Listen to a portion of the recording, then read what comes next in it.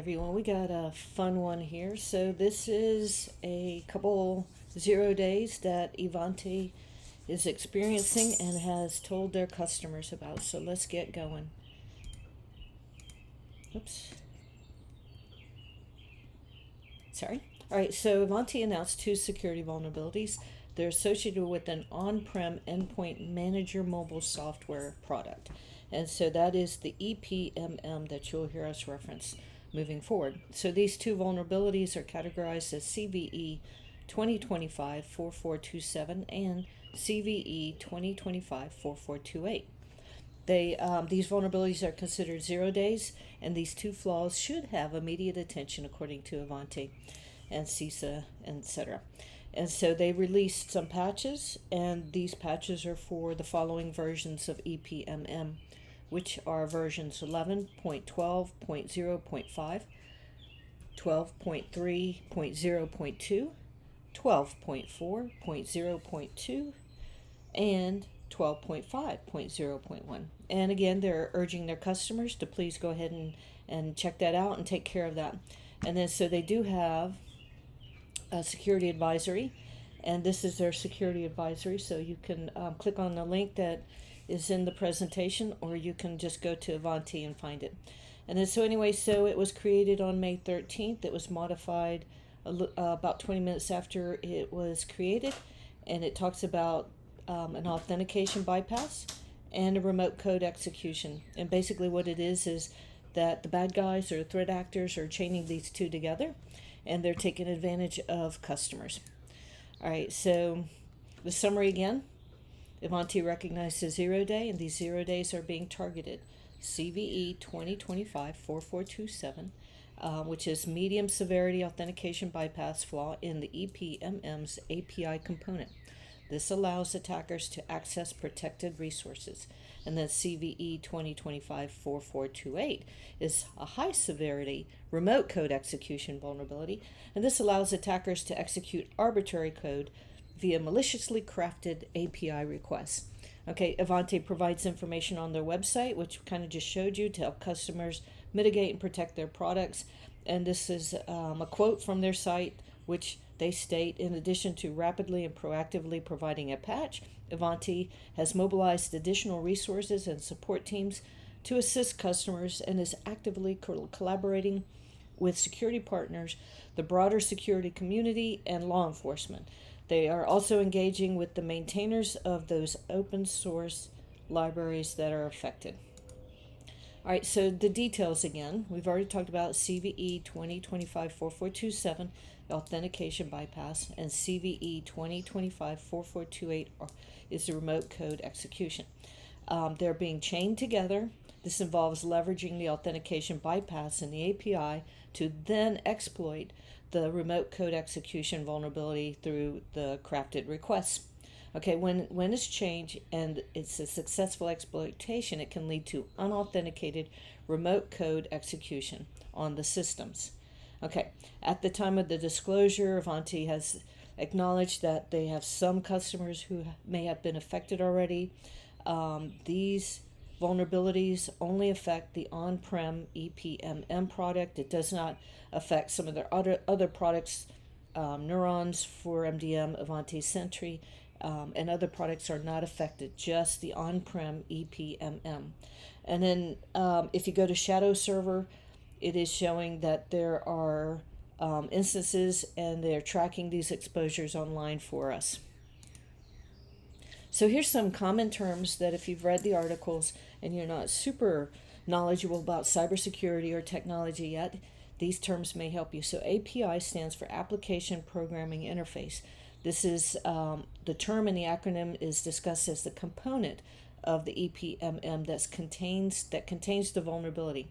An API is basically a protocol or a rule that allows different software applications to work together and exchange data. So it's kind of like a little gateway that helps two different software programs work well together and communicate. So arbitrary code, this is code that can be executed by an attacker on a targeted system, potentially giving them control. And so arbitrary code, they come up with the code. Once they get into your system, they write the code, and this is what helps them take advantage of the victims. So what is an authentication bypass? It's a security vulnerability that allows an attacker to gain access to protected resources or systems without proper authentication. CISA is Cybersecurity Infrastructure Security Agency. This is a government agency that's mentioned in the sources regarding the warnings and tracking of the known exploited vulnerabilities. CISA is an important agency to get to know. I recommend you go to their site. It's actually very good.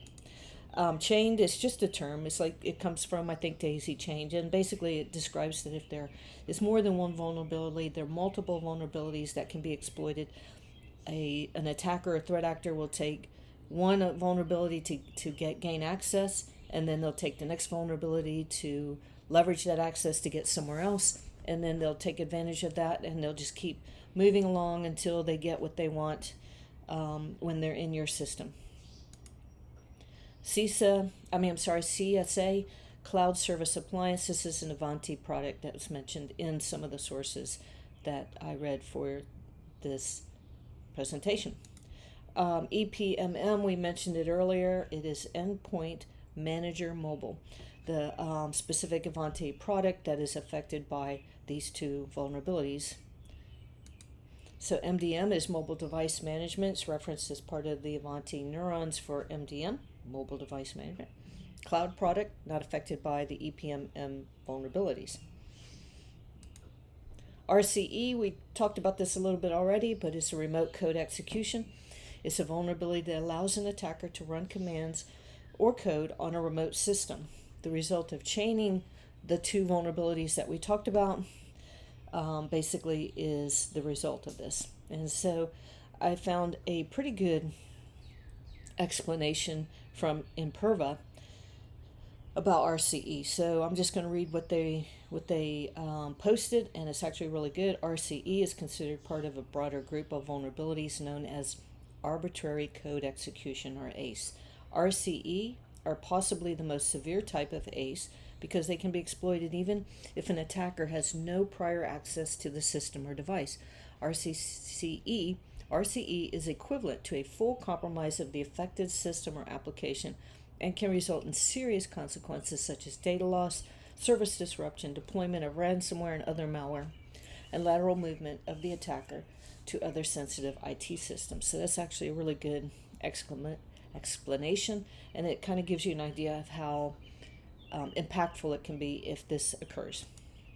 So vulnerabilities are weaknesses or flaws in software or hardware that can be exploited by attackers.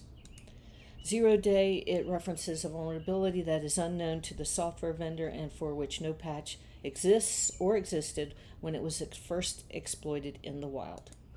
And so what are some of the mitigations? Some of the mitigations are, you'll hear a lot of these over and over. One is patch. So you saw where Ivanti mentions, hey, please patch. These are the versions that we have patches for, blah, blah, blah. Least privilege.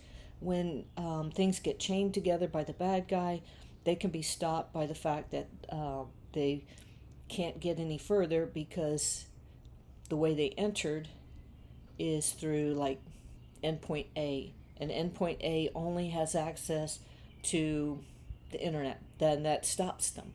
Or endpoint A has access to endpoint B, but endpoint B doesn't really have anything that these bad guys or threat actors can really do or expand their coverage. Network segmentation, same thing, is separating everything and making sure that endpoints, people, departments only have access to what they need to function in their organization.